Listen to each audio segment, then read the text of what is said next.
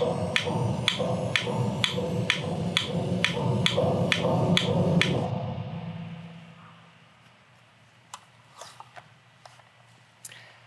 we're continuing in the series on the Ten Commandments, and we're looking at this, and we're seeing each week.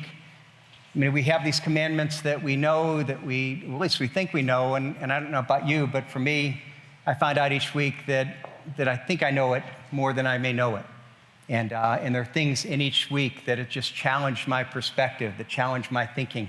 And I tell you, this week we're coming to a commandment that may seem really simple. But at least for me, it's incredibly challenging. It's one that, that I think that I realize I haven't thought through nearly as much as I should. And that's this commandment about the Sabbath, remembering the Sabbath, and the fourth commandment. And so we're going to start off by reading from Exodus chapter 20, where we have the giving of that commandment. So if you have a Bible, I'd invite you to turn with us to Exodus 20, verses 8 through 11, and keep it open, because we're going to continue to come back to this passage for our time this morning. But let me begin by reading this commandment from Exodus chapter 20. Remember the Sabbath day to keep it holy. 6 days you shall labor and do all your work, but the seventh day is a Sabbath to the Lord your God. On it you shall not do any work, you or your son or your daughter or your male servant or your female servant or your livestock or the sojourner who is within your gates. For in 6 days the Lord made heaven and earth, the sea and all that is in them, and rested on the seventh day. Therefore, the Lord blessed the Sabbath day and made it holy. May God bless the reading of his word. Let me pray. Father, I thank you for the privilege that we have to come together this morning. Father, to be able to dive into this great truth. I thank you for the way that you're challenging me and teaching me. And I pray now that you would speak through me and in spite of me, Father, to communicate your message on this important issue. Father, each one of us, it's an issue we don't think a lot about, but yet you say it's important. And Father, I pray your blessing now in our time, our discussion, that we would hear your heart. We pray this in Jesus' name. Amen. I find it interesting that as we're studying the Ten Commandments, we come to the fourth commandment and the commandment on the Sabbath right in the middle of the Summer Olympics. Now, you might think there's no relation there, but here's the connection. Probably the most widely reported, most significant controversy about the Sabbath in the past 100 years was something that happened almost 100 years ago at a Summer Olympics. It was something that actually became an international incident. It's a story that some of you may know, in large part because it also then, over 50 years later, was made into a movie that became an Academy Award winner. The movie was called Chariots of Fire. 1981, it won a number of Academy Awards, including that for Best Picture. And it was based on a true story from the 1924 Olympic Games. And specifically around the two great sprinters from Great Britain that year, a guy named Eric Liddell and another one named Harold Abrahams. And they were the two great sprinters. They were the two greatest sprinters in the world. And the two guys that were supposed to be competing for the record for the 100-yard dash. Now, Eric Liddell was a guy that was known for his speed. He became known as the Flying Scotsman.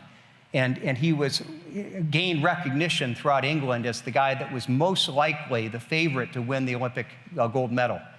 And in the time leading up to the Olympic Games, because of his fame, he actually went on speaking tours and would speak very openly because he's a very devout Christian, and he used that opportunity of his name recognition to be able to speak about his faith. The controversy erupted in a couple weeks before the Olympics because he was, again, running the 100-yard dash, and as you know, even now, if you're running these dash, you'd have like maybe hundreds of runners that will originally be eligible to run in the race, and you have all these preliminary heats. And so you have different heats, and the top 2 or 3 runners go on to the next level, and finally you get to the finals. Well, a couple weeks prior to the Olympic Games, the schedule was put out, and they found out that the first round of preliminary heats for the 100-meter dash was going to be on a Sunday. And Eric Liddell was a very devout Christian who believed very strongly that the Sunday was the Lord's Day, it was the Sabbath, and it would be against his convictions to be able to run on the Lord's Day. So he went to the London Olympic Committee and he told them that he was not going to run. And this created an uproar, not only in his own country, but it was literally reported throughout the world. And how in the world could the gold medal favorite for the primary race, the biggest race in the Olympics, withdraw because he felt it was wrong to run on Sundays? And he was pressured not only by the media, he was pressured by even by the Crown Prince of England. And people questioned his patriotism, they questioned his sportsmanship. In fact, the movie at one point depicts the scene where the Crown Prince called in Little for a meeting. And at the meeting, the Crown Prince said, "Come on, Little, for the sake of your king and for the sake of the country, put aside these silly little ideas about the Sabbath and the Lord's Day." And he replied, "I would never set aside anything aside my king and country, save that there was a higher power, a higher authority, one who sets up kings and one who brings down kings. I will not run." He didn't change his mind. He refused to run. And again, this was something that made international headlines. Actually, in reality, then his teammate, the other favorite, Harold Abrahams, he actually then won the 100-meter race. But Little had also qualified for the 400-meter race. He had qualified, but he was by no means considered a favorite. He was seen as a sprinter that didn't have the endurance to be able to last 400 meters. But somehow he had made it through the various heats and then qualified for the finals.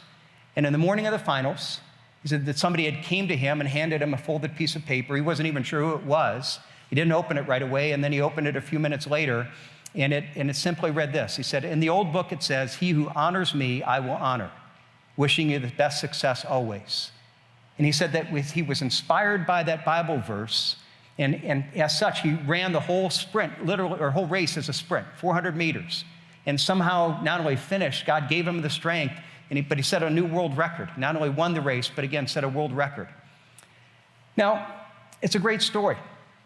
But even if you know the story, it's not just about his decision not to run on Sunday. That actually was revealing something bigger. It was really more about these two men, this contrast between Abrahams and Little, and what motivated them, what drove them.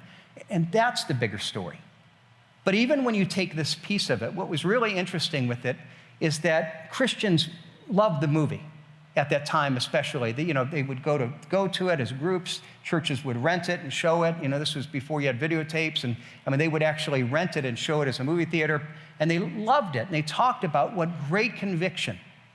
But what was really interesting at the same time, as they celebrated that, few of those Christians who loved the movie, or few of those churches that celebrated it, were necessarily teaching that view of the Sabbath. They weren't teaching this idea that you shouldn't do anything on the Sabbath and that running was wrong. And few of them, if they had that same opportunity as Little, would have given up the opportunity to run for a gold medal because it was on a Sunday race. And so really the question we look at that is, what does the teaching of the Sabbath teach? What does it mean? Is it right that we shouldn't run a race, should we give up the opportunity to get a gold medal because the race is on Sunday? Or even something more basic, should we play golf on Sunday or go to a kid's soccer tournament on Sunday? And what is it teaching? We've been looking at the Ten Commandments, and we're seeking not only to understand what they mean, but how to apply to our lives. And this one, again, seems to be very basic. Remember the Sabbath day to keep it holy. But even as we look at this, it's basic, but do we pay a lot of attention to it? Have you ever thought about it? Sometimes we could think it's not very important, but if you look at the whole of the Ten Commandments, you realize that there are more words, that God spent more time explaining this one commandment, what it means and how to apply it. There's more words on this commandment than any of the other commandments. Some of them are very short. Thou shalt not kill. That's it. Go on. This one, it has 4 long verses. And so clearly, something's telling us that God takes us seriously. But even if we go beyond that, we see it as part of the Ten Commandments. What we've seen in the Ten Commandments is these commandments are principles. And if we see them as a whole, we've got to remember, okay, before God got to thou shalt not murder, or thou shalt not commit adultery, or don't steal, before he got to any of those, he gave us this one. This one predates those. And so again, that suggests they're really important. They're principles. They're not just more rules. We can look at it, and we're going to see that one of the dangers is seeing it as a rule. but it's a overarching principle. That's one of the ideas that we've been talking about throughout this series, is that if we look at the Ten Commandments, it's easy to see them just as rules. But if we see them as moral rules, they are that, but they're more than that. If we see them as moral rules, then what we're going to tend to do is we're going to tend to look at the behavior. What are we allowed to do on the Sabbath? What are we not allowed to do? Are we doing the right thing? Are we keeping the rule? But God isn't concerned as much with our behavior as he is with our heart. So I can do the right things and still have the wrong heart. If I have the right heart, then I'm going to do the right things. And God is concerned not only with what we do, he's more concerned with who we are, our character. And it's also a principle in that it's teaching us something, a truth about life, a truth about how we're to view our world. And so that's why in the series we're talking about and using this illustration of Jenga. That you look at it and say, in the game Jenga, you have certain, especially early on, blocks that you can take out. You got to be careful, and the tower may fall. But as the game gets played, you have blocks like this that now become foundational. And if I take out this block, or if I take out this block, everything's going to fall because the weight of the tower rests upon it. And the idea is that in the Ten Commandments, they're God's foundational truths. They're the ones that everything rests upon. And they're foundational truths so that God is teaching us, if you forget or break these things, then in your life or in your culture, it's all going to fall apart. If you remember and keep these, then they're going to be foundational truths that are going to help you build a life that works, a culture that works and that is functional. So, we see, this is the whole idea. But then how do we take this specific commandment and how do we see this one as foundational for our lives? In fact, there are some believers that will look at it and say, well, I don't think this one's different than the other 10 commandments. I don't think it applies to us. And they point to the fact that it's actually never repeated explicitly in the New Testament. So their argument would be, because it's not repeated in the New Testament, it's only given to us in the Old Testament and the law. Well, it's Old Testament law, and as followers of Christ in the New Testament period, it doesn't really apply to us. Well, what we're going to see is that it isn't repeated explicitly in the New Testament. I would say it doesn't need to be. But beyond that, it's not just about Old Testament law. In the giving of it, God is really clear that this is something that is a truth, a foundational truth that's literally rooted in creation itself.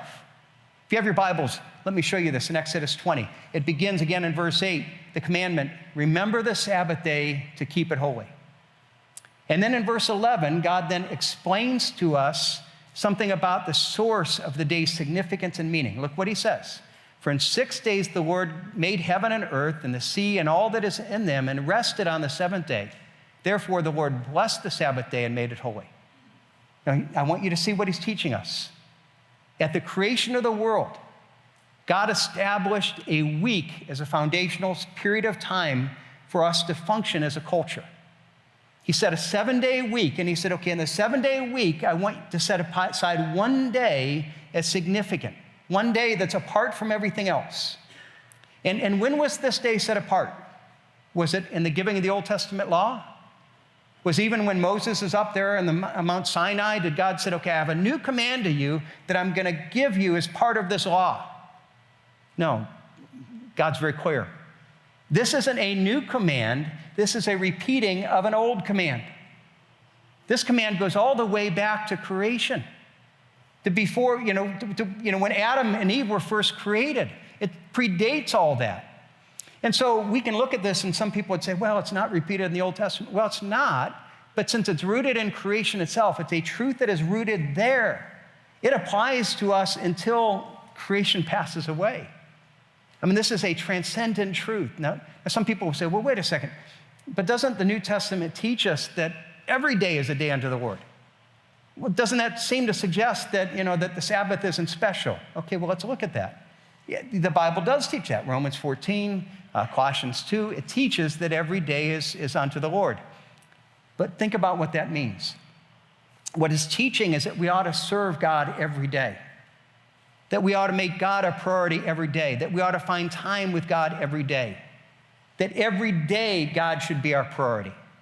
Now, what he was addressing was this perspective that some people had to say, well, I need to honor God on the Sabbath, and then the rest of the days, those are not God's days. And he's saying, no, every day is special. Every day is God's day. But what he's doing, and what this is significant to realize, is he's saying that we need to put God in this proper place the other 6 days as well. And what that's doing is it's making more sacred all the other days. It's taking the sacredness of the Sabbath and saying this should bleed over so that you still make God special, that you have time with God every day, not just on Sunday. But it doesn't take anything away from the Sabbath. It in no way belittles or makes smaller the significance of what the Sabbath is and what it means to celebrate that. So again, now soon we have to say, okay, how is this foundational? Well, here's what I want you to see. It's foundational actually in one way that's very, very unique. And that is we understand it as part of the whole Ten Commandments. It actually is linked to the first four in the sense that it actually is somewhat of a summation of the first four.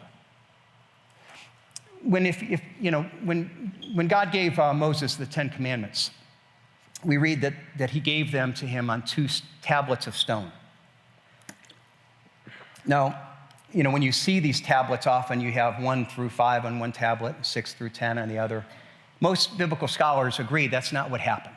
Most agree that the first tablet was 1 through 4, because the first 4 commandments are all about our relationship with God. The second tablet is 5 through 10, the last 6 commandments, because they're all focused on our relationship with each other, the moral principles of how we relate to each other.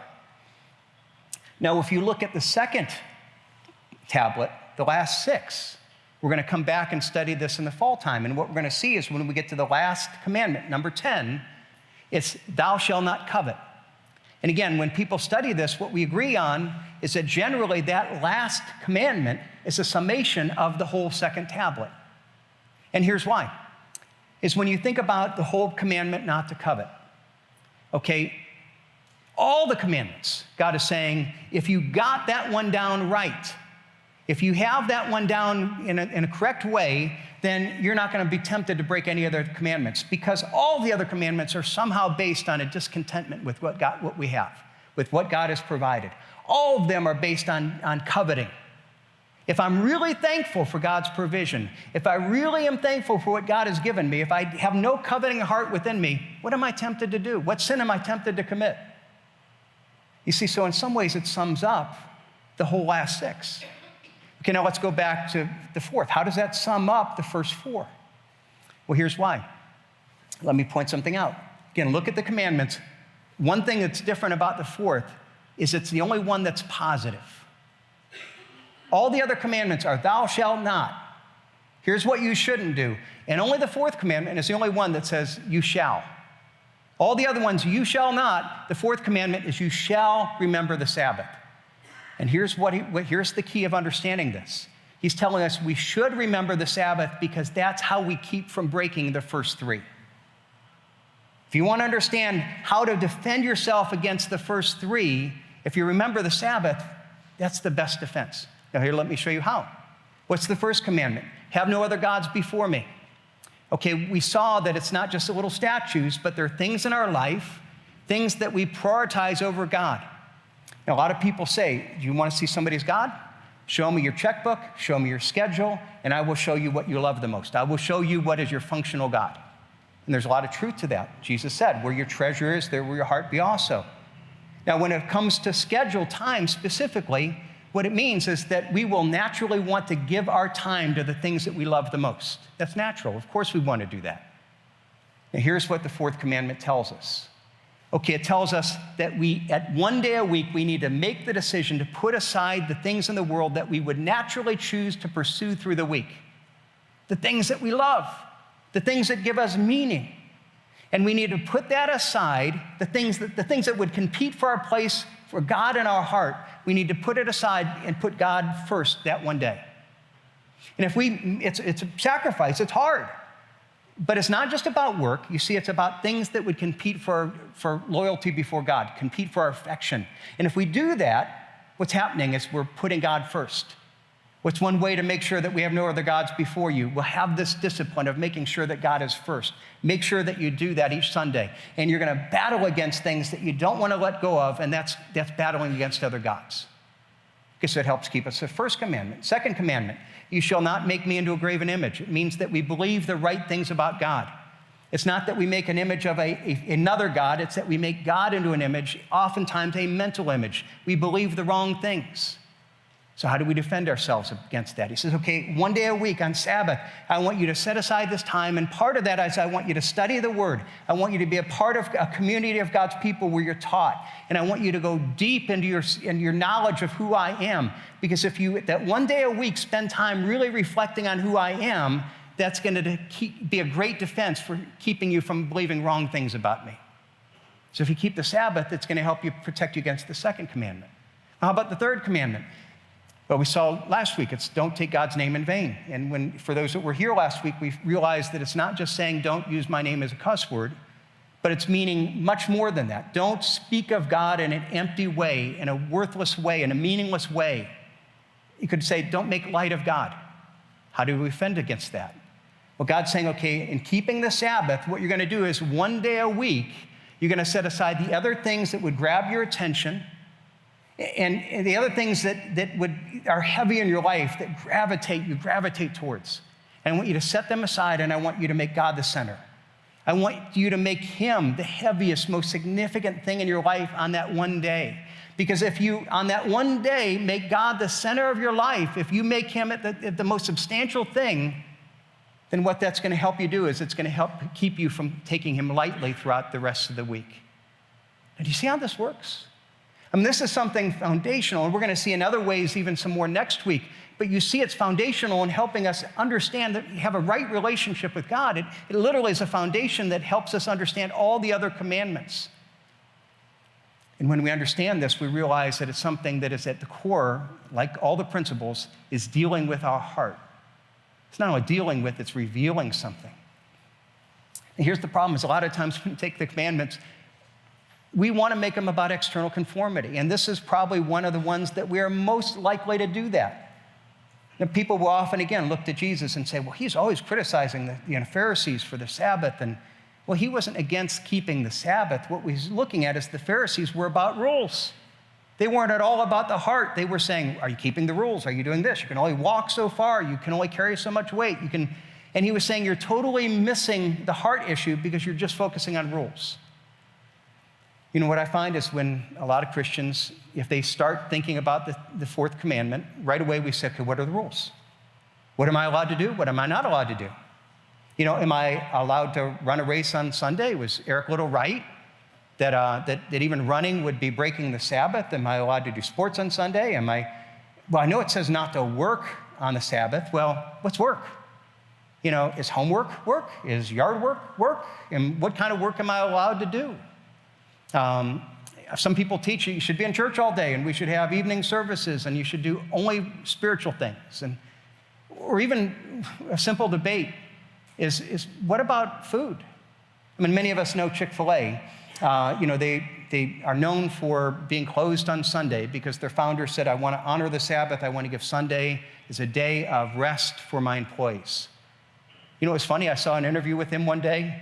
And they asked about what he does Sunday, and he says, well, I go to church, and then I take my family out to eat. I'm like, wait a second, you're closed, but you're going to somewhere else? And he says, well, I want to give my wife, my family a break. And so I hear debates. Some people will say, as Christians, says, well, we shouldn't go out to eat because it's causing someone else to work. And I know other people say, no, Sunday to be a true Sabbath, we should take our family out to eat and avoid preparing a meal. And my wife says, amen. She agrees with that one. She's all for that. That's the Sabbath. And I even had a friend of mine that said, well, I'm struggling with this. He came up with the conclusion. He said, we should go out to eat to a Jewish restaurant or a Chinese restaurant because they don't have a Sunday Sabbath. And so then you're not causing anyone offense. And so how do we do that? See, we've got to realize that we can debate, and we should struggle with some of these questions. But if we get caught up in the specifics, we can get caught up in the rules. And in this, we have to say, what is God calling us to? Here, so the question I want to ask this is, when's the last time you really thought about the Sabbath? When's the last time that you really looked at this and said, God is calling me to set a time a day? And I've really struggled with what that means. And I'm not going to tell you that you have to come to all the same conclusions I do. But I will say is that if you're not struggling with that, then you're missing something in the heart of God. Because God takes this very seriously, and he calls us to take this very seriously. So how do we understand it? Well, let me look at some aspects of just breaking down this commandment. And I'll tell you, the first thing that we need to point out is probably not something that you would expect me to point out, but it's there. Look at the commandment again, Exodus 20, verse 8. Remember the Sabbath day to keep it holy. 6 days you shall labor and do all your work. Now I'm going to stop there. I want you to realize that the first thing that it teaches is it teaches us about the importance and sacredness of work. Before it tells us to take something off, embedded in this command is this teaching that work is a good and God-ordained thing. It's not telling us take a break from work because work is this evil thing and get away from the bad for 1 day a week and focus on the good and the spiritual. No, work is good. You know, actually, if you study historically, some in the Catholic Church in the past, you ever wonder where monasteries come from? That was based on a theology that some people had this idea that work is bad. And the most spiritual thing we can do is totally disengage from the world, not work, not be involved at all, and just go away and pray and escape all the time. And so the monks were considered the most spiritual of people. My friends, that's not based on a good understanding of biblical teaching. You see, it's not that we have this faith that withdraws from the world, but that we have a faith that we withdraw on Sunday to bring it back into the world. And even if we understand our work, the fact of the matter is work isn't bad. It's something that God ordained as sacred. A lot of people say, well, no, we work because of the curse. Actually, no, look at Genesis 2. Before the curse, before the fall, look what happened. Genesis 2:15, the Lord God took man and put him in the Garden of Eden to work it and keep it. God gave us work before the fall. That work is part of God's blessing, God's created design. And the people say, well, yeah, but then we had the fall, and then work got cursed. No, again, look at Genesis 3. And what you find is that God doesn't curse work, God curses the ground. He curses the environment of work. So work is something that is still good and that is sacred. But now because the ground is, we have thorns and thistles in the sweat of our brow. We have difficult people we have to work with. We have deadlines. We have things that make work miserable at times. But it's still a good, God-ordained thing. Now, in that, some people would say, well, that's true for like ministry. Because you have work, and if you're involved in some kind of ministry, well, that's more sacred. And a lot of people believe that, and I will show you simply by language, right? If I say, here's somebody who's in the Lord's work, who do you think of? Yeah, pastor, missionary, someone working at the church. So I'm doing the Lord's work, and what does that mean about your work? Well, it's something short than the Lord's work. That's not biblical. That's not at all biblical. What you've got to realize is that no, all work, if it's something that contributes to our culture in any way, it's something that is the Lord's work, it's sacred. You want me to show you? All right. Our Lord Jesus Christ, he's the Lord, right? He spent the last 3 years of his life in professional ministry, traveling and preaching. What did he do in the 17 years from the time he was 13 to 30? He was a carpenter. What was the Lord's work? Carpentry, building things. Now, was that as sacred before the Father as his ministry? Was it, well, I'm just doing makeshift stuff here, and now I'm going to use my divinity and do something honoring. No, my friends, is that he was doing what was sacred before, and he's telling us something about the nature of all of our calling, all of what we do. We are called to serve God. Our work is honorable. It is good. It is something that is God's work. Now, here's the problem, though, is that we can err on two sides when we look at work. On the one hand, we can devalue it, and we see it as a necessary evil. And you even see this going now in political discussion. So you have a political party talking about, well, we should have basic universal income so that we're going to pay people not to work.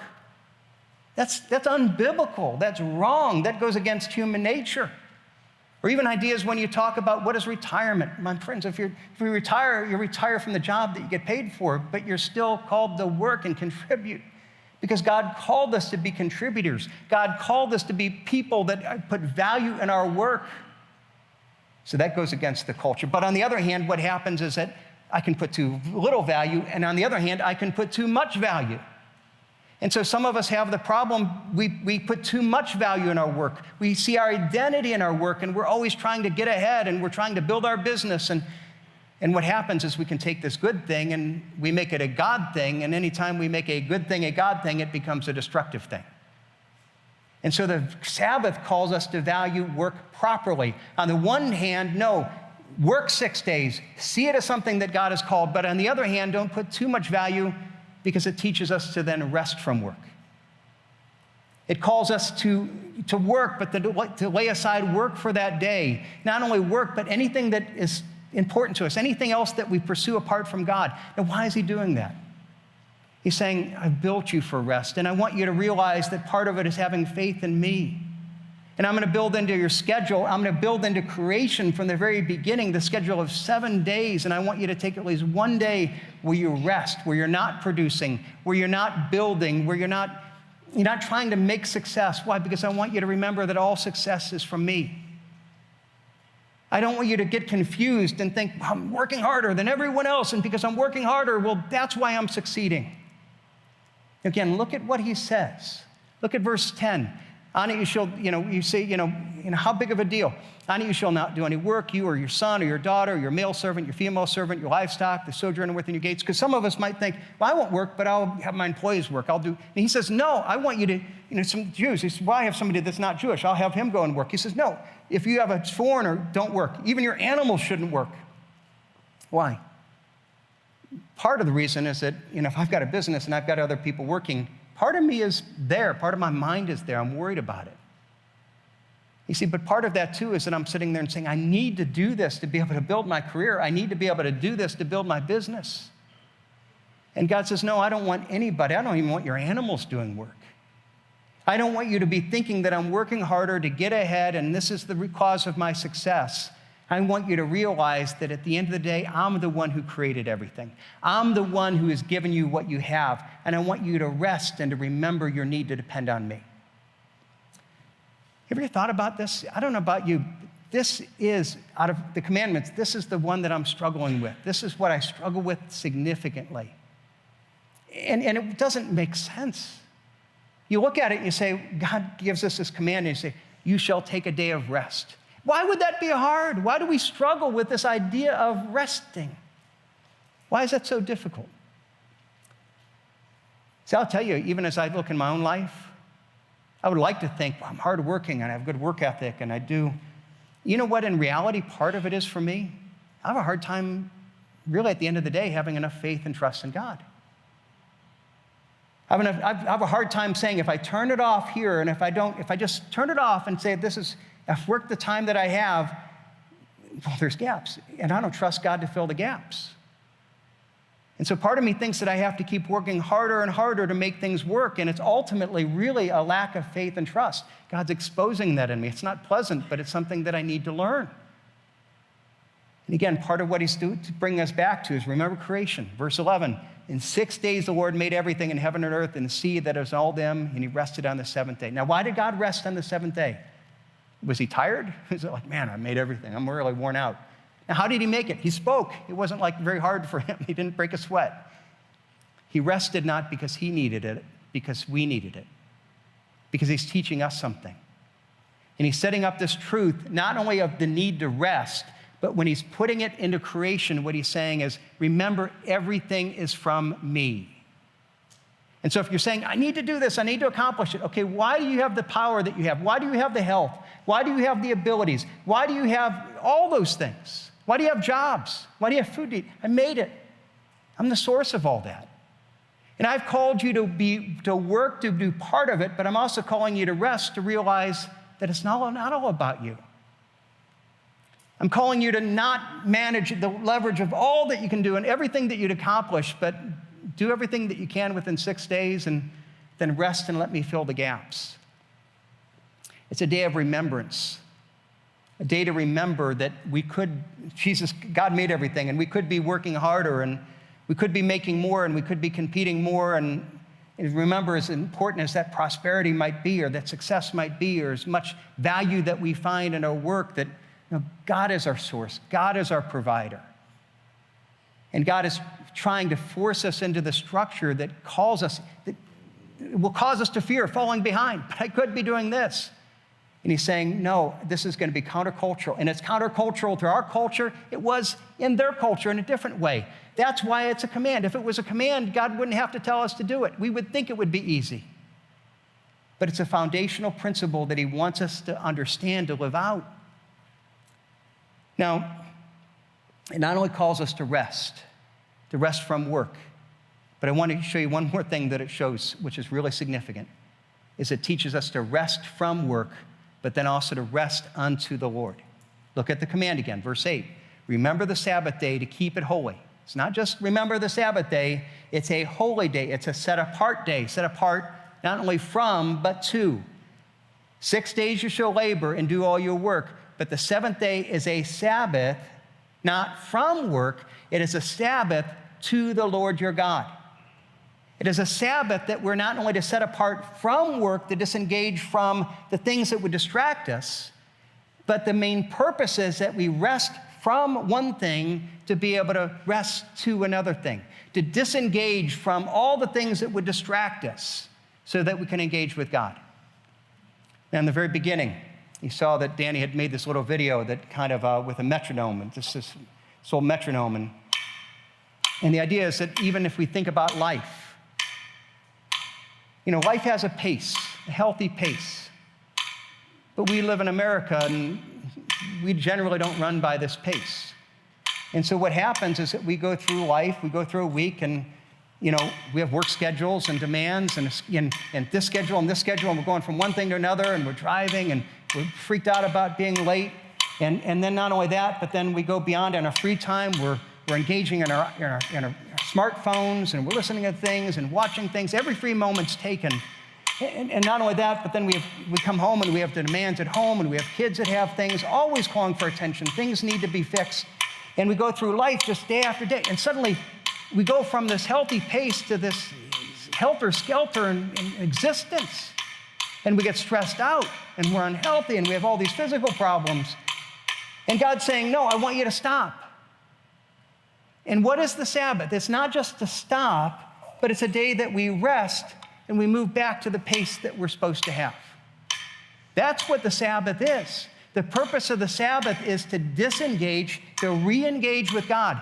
And what we're going to find is that if we understand the Sabbath, and we're going to introduce this, and we're going to really get into it more next week, but if you really understand the Sabbath, it's not only what we do on Sunday, but it's learning things that we would do on Sunday that connect to the blessings that God has for us, and then learning to bring those blessings in through the rest of the week. So it's not only that our Sunday pace is more like this, but it helps us slow down. I mean, through the week, it might speed up a little bit, but then we say, okay, back to Sunday, slow back down again, get back to normal. We become healthier people.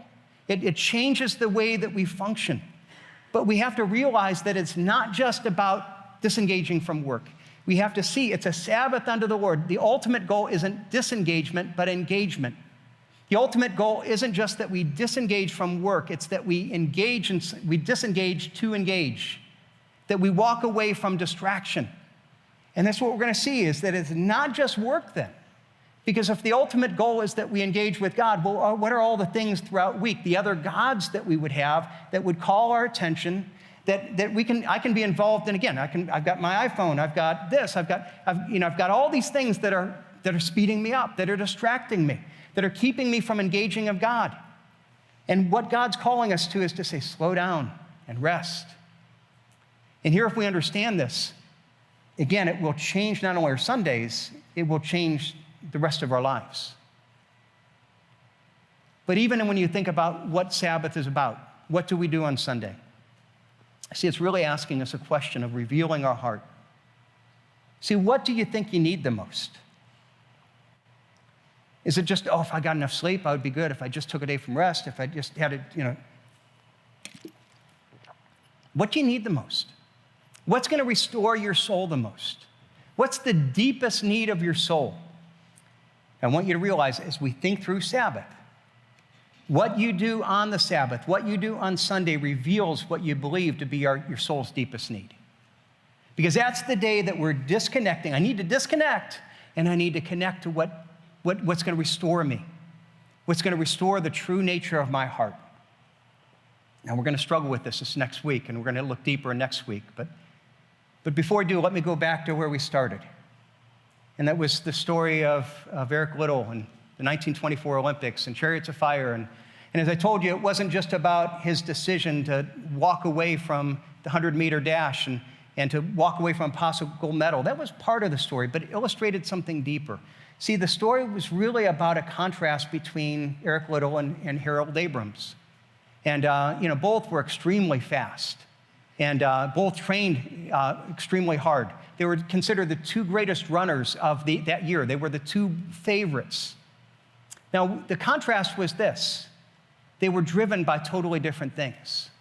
They were both totally driven, but by different value systems. To Harold Abrams, the most important thing was the gold medal. And it was shown by the way that he hired different people and what he did, and it drove him. It's what defined him. Now, on the other hand, you had Eric Liddell.